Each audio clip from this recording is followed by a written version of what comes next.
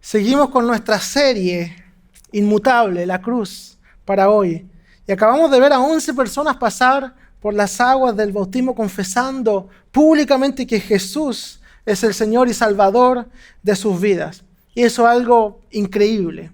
Una de las predicaciones más poderosas, lo más poderoso es ver el testimonio de una persona cuya vida ha sido transformada, cambiada por el mensaje de salvación, por Jesucristo, por su Espíritu Santo. Y eso es lo que acabamos de ver. Cada una de ellas vino con una historia, con un testimonio impactante del poder del Evangelio de Jesucristo. Tal como lo hemos proclamado varias veces en varias reuniones y tal como lo dice el apóstol Pablo en Romanos 1:16, dice: porque no me avergüenzo del evangelio, porque es poder de Dios para salvación, dice, a todo aquel que cree. El mensaje del evangelio de Jesucristo, su muerte y su resurrección es poder de Dios para salvar y para transformar vidas. Lo ha hecho durante 2000 años, lo sigue haciendo hoy y lo seguirá haciendo hasta que Él vuelva. Si alguien lo cree, puede decir un fuerte amén. El Señor transforma vidas. Pero hoy quiero hacerle una pregunta. ¿Por qué creer? ¿Por qué creer que hay un Dios? ¿Por qué creer lo que dice la Biblia? Lo que acabamos de decir es una de las respuestas principales. Por el poder del Evangelio, por la capacidad de transformar vidas. Y de hecho hay un filósofo, un moralista y teólogo llamado Blaise Pascal que hizo una apuesta racional sobre esta pregunta dentro de sus reflexiones en cuanto a la fe, en cuanto al cristianismo. Y él dijo básicamente esto: si crees en Dios, si tienes tu fe en Él y Él no existe y has vivido tu vida basada en el amor que Jesús predica y mueres y te das cuenta que no hay nada, no has perdido nada. O sea, Él no existía, pero viviste una vida llena de amor, llena de fe, de compasión. Si crees en Dios y Él existe, lo has ganado todo. Has ganado absolutamente todo. La vida, las promesas para tu vida aquí y las promesas de vida eterna. Pero si no crees en Dios y Él sí existe, ahí lo has perdido todo. Y él tenía esa reflexión diciendo: hasta por lógica, hasta por apostar, vale la pena creer en Dios. Esa es la apuesta que hace Pascal. Eso es lo que está diciendo. Si yo creo en Dios, en sus promesas, en la vida eterna, al morir veo que es cierto, lo he ganado todo. Y más aún, la vida eterna y las promesas de Dios no son solamente para la vida después de la muerte. Como les decía, las promesas de Jesús y sus mandamientos son para hoy. Para nosotros aquí, viviendo a todos los días, comienzan en esta vida. La orden de amar a su prójimo como a sí mismo son para hoy y para siempre. La orden de amar a Dios por sobre todas las cosas es para hoy y para siempre. Esa es la palabra de Dios. Dios no te hace bien solo para la vida después de la muerte. Él quiere transformar tu vida hoy. Él te hace bien para hoy y para siempre. Eso es lo que hace Dios. Él quiere que seas libre, que dejes todo peso, toda carga a sus pies, que vivas una vida libre de pecado, libre de toda dependencia, de toda condenación, de toda actitud que te tiene atado. Toda actitud, todo lo que te tiene atado que te impide avanzar, que te impide alcanzar los planes de Dios para tu vida. En la vida hay y habrán pruebas.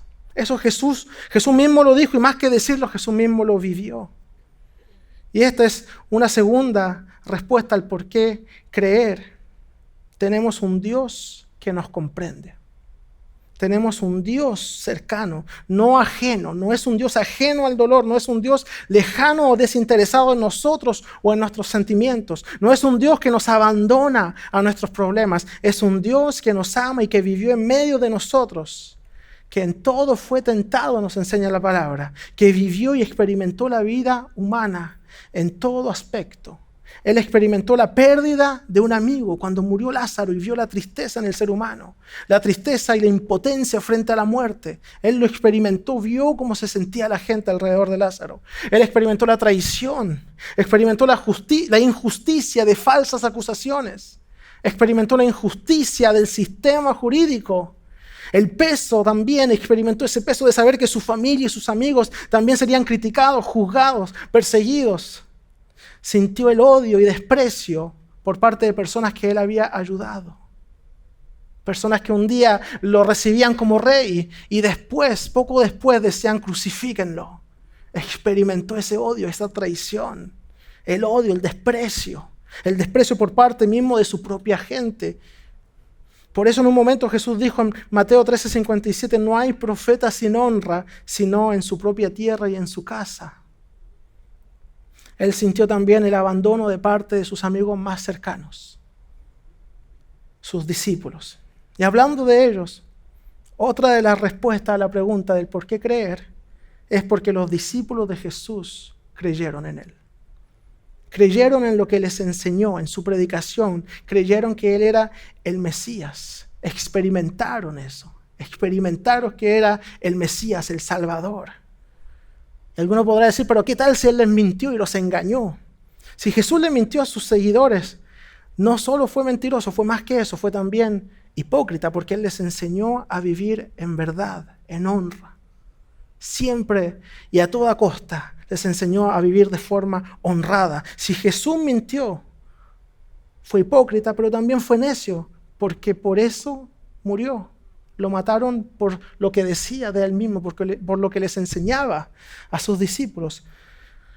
Algunos dicen también que Jesús fue solo un buen maestro, un gran pensador, gran filósofo, moralista. Pero tenemos también un problema con esa afirmación. Si Jesús no fue más que eso, en ese caso, como un gran moralista, pudo mentirle a sus seguidores sobre el aspecto más importante de su mensaje, su identidad, el Mesías, Hijo de Dios. Más que un pensador, más que un moralista, Él afirmó ser el Mesías prometido, luz del mundo, Salvador, Hijo de Dios. Esa es su identidad, eso es lo que le dijo a sus discípulos. Además, su mensaje a través del tiempo ha cambiado vidas, naciones, corazones. Donde había temor, el mensaje de Jesús lo reemplaza por amor. Ladrones se han convertido en hombres honrados, alcohólicos que logran dejar su dependencia, mentirosos que dejan de mentir. El nombre de Jesús ha hecho bien a miles y millones durante los últimos 2000 años y lo seguirá haciendo. Eso es el nombre de Jesús, ese es el mensaje, por eso creemos.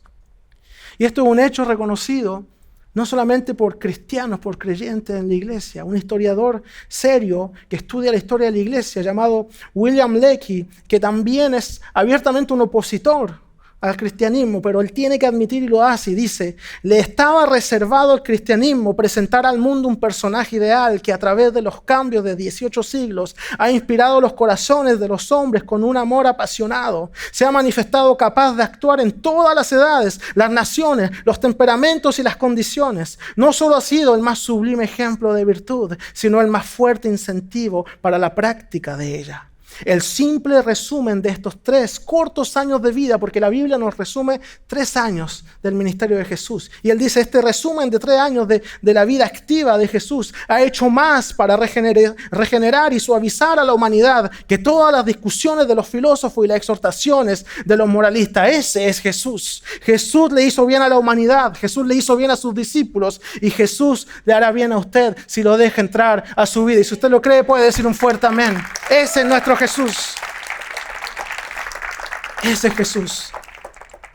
Y entiéndanme bien, los discípulos serían los primeros en tener todas las razones de haber olvidado el nombre de Jesús si le hubiese mentido. Todas las razones para negarlo si su mensaje no hubiera sido cierto. Si Jesús no hubiese resucitado, los discípulos tendrían todas las razones del mundo para esconderse avergonzado, con miedo, para negar a Jesús y volver a su antigua forma de vivir, a sus antiguas convicciones.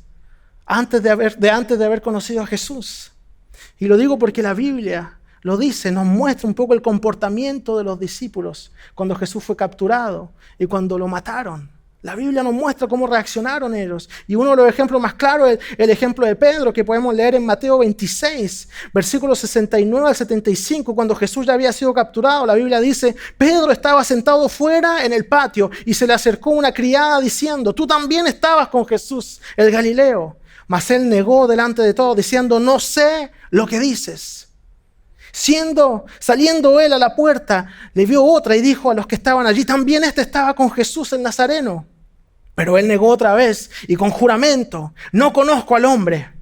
Un poco después, acercándose los que por allí estaban, dijeron a Pedro, verdaderamente, también tú eres de ellos, porque aún tu manera de hablar te descubre. Había estado tanto tiempo con Jesús, tanto tiempo con su maestro, que su forma de actuar, de hablar había cambiado y lo traicionaban porque él hacía las cosas como Jesús y hablaba como Jesús.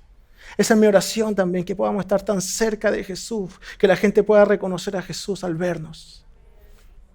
como iglesia, cada uno, cada persona que dice, que confiesa a Jesús como su Señor y como su Salvador, que la gente lo pueda ver a Él en nosotros. Y sigue el texto diciendo, Él entonces comenzó a maldecir y a jurar, no conozco al hombre, y enseguida cantó el gallo. Entonces Pedro se acordó de las palabras de Jesús, que le había dicho antes de que cante el gallo, me negarás 3 veces. Y saliendo fuera, lloró amargamente. Eso pasó con Pedro. Él negó a Jesús. Y también dice la Biblia en Marcos 16, 9 al 13, habiendo pues resucitado Jesús por la mañana, el primer día de la semana apareció primeramente a María Magdalena, de quien había echado 7 demonios. Yendo ella, dice, lo hizo saber a los que habían estado con él, que estaban tristes y llorando. Ellos, cuando oyeron que vivía y que había sido visto por ella, no le creyeron. Pero después apareció en otra forma a dos de ellos que iban de camino yendo al campo. Ellos fueron y lo hicieron saber a los otros, y ni aun a ellos creyeron. Los discípulos no creían. Los discípulos pensaban que ya se había terminado todo ahí y que todo tenían que volver a su vida de antes, que era una falsa alarma, que no era el Mesías. Y podemos leer otro ejemplo en Lucas 24, 13 a 21. Aquel mismo día, 2 de ellos se dirigían a un pueblo llamado Emaús, a unos 11 kilómetros de Jerusalén. Iban conversando sobre todo lo que había acontecido. Sucedió que mientras hablaban y discutían, Jesús mismo se acercó y comenzó a caminar con ellos.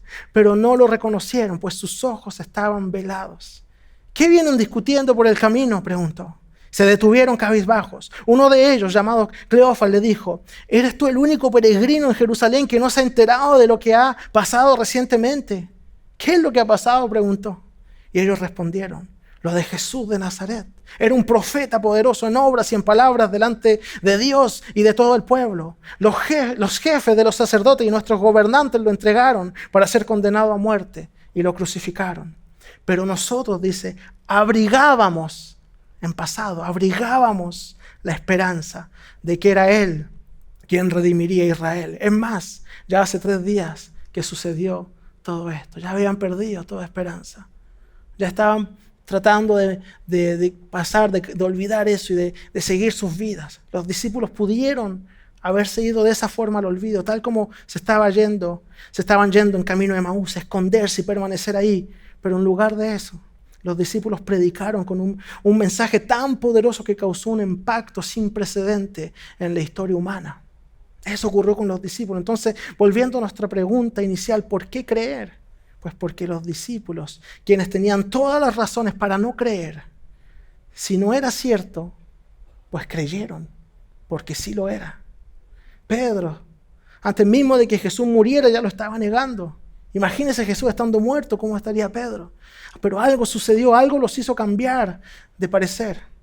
Creyeron y con tanta fuerza que dieron sus vidas literalmente para predicar la resurrección de Jesús. Unos hombres que al principio lo negaron, se escondieron y estaban volviendo a su antigua forma de vivir. Avergonzados, presenciaron algo tan grande que los cautivó de forma tan poderosa que el resto de sus vidas predicaron de Jesús hasta su muerte. Y muerte causada por esa misma predicación.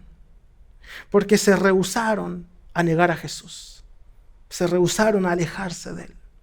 Pedro, que negó a Jesús hasta diciendo groserías para que no dijeran que hablaba como Jesús, que hablaba como Cristo, luego de verlo resucitado, estuvo dispuesto a morir por Él. Así nos cuenta la Biblia lo que pasa con los discípulos, cómo empezaron a predicar, cómo fueron perseguidos en el libro de Hechos. Pero ahora la pregunta es también, quizás, ¿por qué creer en lo que dice la Biblia? ¿Por qué creer que la Biblia nos está contando la verdad? ¿Cómo podemos saber si los textos de la Biblia, por ejemplo, no fueron modificados para adaptarlos y para que llegaran a nosotros con cambios y con mentiras? Es una crítica que algunos tratan de hacerle a la palabra de Dios. Pero la verdad es que los historiadores serios que estudian la palabra, que estudian cómo se construyeron los textos, no ponen esas dudas después de analizar la Biblia, sobre todo al compararla con otros textos antiguos de la misma época. Por ejemplo, escritos de Aristóteles, quien escribió su obra poética alrededor del año 343 a.C. La copia más antigua que tenemos de lo que él escribió está en el año 1100, o sea, 1400 años después de que él lo haya escrito. Y existen solo 5 copias. 5 copias de lo que él escribió y los historiadores no ponen en duda ese texto. Tenemos otro escrito de un tal César que compuso su historia de las guerras gálicas alrededor del año 50. Tenemos 10 copias, un poquito más que el precedente, pero fueron escritas como 1000 años después. Mientras más hay copias, más podemos confiar en que tenemos un texto fidedigno. Mientras más cerca están las copias del texto, de la obra original, más podemos confiar en él. Muchos están de acuerdo en decir que los textos del Nuevo Testamento fueron escritos entre el año 40 y 90. O sea, ni siquiera hablamos de 100 años de diferencia entre lo sucedido y lo que se escribió. Y tenemos fragmentos que datan del año 130, o sea, una gran proximidad al texto original. El texto que ocupa el segundo lugar en cuanto a confiabilidad de un texto muy conocido llamado la Ilíada de Homero. Quizás algunos han escuchado hablar. Tenemos 643 copias de ese texto. Es muy lindo, es muy interesante saber todo esto. Pero ¿saben quién ocupa el primer lugar? El Nuevo Testamento. Hay más copias del Nuevo Testamento de esas diferentes épocas. Teníamos 643 del Nuevo Testamento tenemos 20.000. De lejos, muchas más copias. Y de diferentes épocas y de diferentes lugares que se pueden comparar para ver si todos son iguales. El Señor se encargó de conservar su palabra para que podamos nosotros tenerla hoy, leerla y con toda confianza saber que es su verdad eterna, que no ha sido cambiada. Pueden darle un fuerte aplauso al Señor que nos da su palabra, que es fiel. Y una última razón de por qué creer es porque Él sigue llamando discípulos. Su llamado sigue vigente, sigue transformando vidas hoy, dando libertad al cautivo, sanidad al enfermo. Su llamado sigue vigente hoy. La pregunta es más bien para ti: ¿qué te impide creer? ¿Qué te impide venir a Dios? Jesús dijo en Mateo 11, 28, 30, vengan a mí todos ustedes que están cansados y agobiados, yo les daré descanso. Carguen con mi yugo y aprendan de mí, pues yo soy apacible y humilde de corazón, y encontrarán descanso para sus almas, porque mi yugo es suave y mi carga es liviana. Esa es la invitación de Jesús. Quiero invitarlo a que venga al Señor, porque Él quiere restaurarlo. Él quiere aliviar su carga, Él quiere liberarlo. Muchas veces el Espíritu Santo habla a tu corazón y quizás no quieres escucharlo. Deja que el Señor actúe en tu vida. Quita toda barrera, todo obstáculo, toda fortaleza en tu vida. Así como estas personas que pasaron por las aguas del bautismo hoy, así como sus vidas fueron transformadas, tú puedes ser una de esas personas que pueden contar lo maravilloso que es Dios, lo grande que es su amor y lo poderoso que es el Evangelio de Jesucristo para salvar y para cambiar vidas. No te quedes sin la bendición de conocer a Dios, sin la bendición de invitarlo a tu vida. Les voy a pedir que se pongan de pie con nosotros. Quisiera que tomemos un tiempo para hablar con el Señor, que tomemos un momento para orar juntos. Quizás estás aquí queriendo conocer a Dios, queriendo invitarlo a tu vida, decirle que crees en Él, que quieres ser su hijo. La Biblia dice que Jesús nos da el poder de ser hechos hijos de Dios.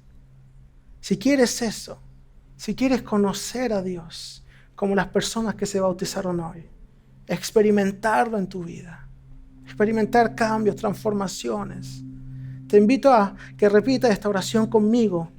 Y toda la iglesia la va a repetir acompañando a los que estarán orando por primera vez. Oremos juntos, digámosle: Señor Jesús, quiero seguirte. Quiero entregarte mis cargas, mis temores, mis errores. Perdóname por las veces que te he fallado. Enséñame a amarte. Enséñame a seguirte. Que mi vida sea un reflejo de tu amor. Gracias por tu perdón. Hoy te confieso como mi Señor y mi Salvador. Creo que moriste por mí, pero resucitaste al tercer día. Tu victoria también es mi victoria. En ti soy restaurado. transformado, limpiado y perdonado. Gracias, Padre, en el nombre de Jesús.